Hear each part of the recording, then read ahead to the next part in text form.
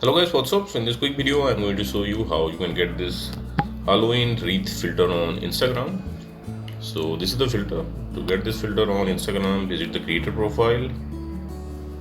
Elia is the creator of this filter. You can follow her to unlock all her filter to your camera tray. She's having some awesome filter.